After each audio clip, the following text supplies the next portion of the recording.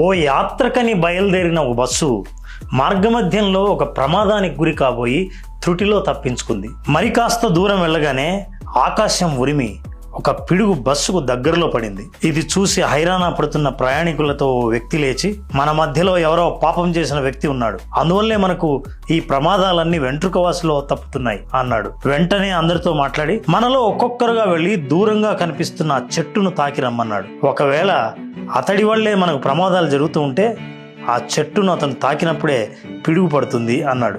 వెంటనే ఒకరి తర్వాత ఒకరు వెళ్ళి చెట్టును తాకి వచ్చారు. చివరిగా ఒక్క వ్యక్తి మిగిలాడు. అందరూ అతన్ని అసహ్యంగా చూశారు. బహుశా వీడి వల్లే మనందరం చావుపోయేవాళ్ళం, చెట్టును వెళ్ళి తాకి రమ్మన్నారు. అతను భయంగా బస్సు దిగి మెల్లిగా చెట్టు దాకా వెళ్ళి చెట్టును తాకాడు. అంతే, ధడేల్మని భయంకరంగా ఒక పిడుగు పడింది. కానీ పడింది అతని మీద కాదు, ఆ బస్సు మీద. నిజం చెప్పాలంటే ఇంతసేపు అతని పుణ్యం వల్లే ఆ బస్సుకు ప్రమాదం జరగలేదు.